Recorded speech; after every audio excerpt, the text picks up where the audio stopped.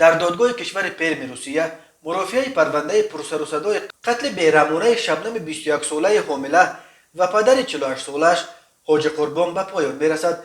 در قتل این زادگان تاجیکستان شوهر 26 ساله شبنم شاهنظر شوزفروف عیبدار می شود.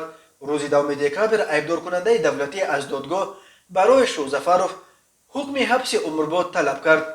این حد اکثر جزا در روسیه برای قتل 2 نفر از جمله زن حامله طبق قسم دوم ماده 105 کودکس جنایتی روسیه است.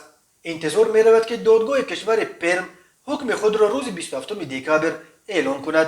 یادآور می شویم روز 3 فوریه سال 2021 در کوچه اسینین محله زاستروفسکی شهر پرم شبنم شوزفروف 21 ساله و پدر 48 ساله او حاجی قربان را کشتند. جسد آغشته به خون و سربریده شبنم را در درون خانه و جسد پدرش را در کوچه پیدا کردند.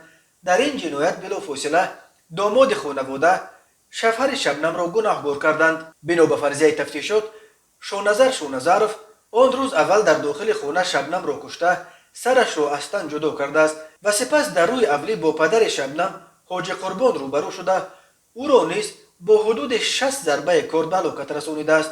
نشریه‌های محلی خبر داده بودند که همان روز 3 فوریه در کوچه اسیرین حدود 100 نفر از زادگان تاجیکستان جمع آمدند که می‌خواستند خودشان جزای شوزفروف را برای قتل همسر و پدر عروسش بدهند، ولی پلیس او را از این سمسود نجات داد.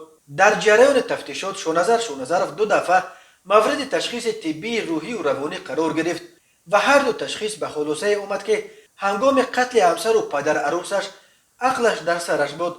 خود شوزفروف در رفت تفتیشات به گناه خود اقرار کرده گفته است که شبنم میخواست از وی جدا شود و کودک بطنش را اسقاط حمل کند. پدرش هم از تصمیم او پشتیبانی میکرد و همین باعث نزاع خونین شد که با چنین فاجعه انجامید. از شبنم 2 فرزند خردسال، 1 پسر و 1 دختر یتیم ماند. نگاهبینی آنها را عمک شبنم به دوش خود گرفت و کودکان را به تاجیکستان برد.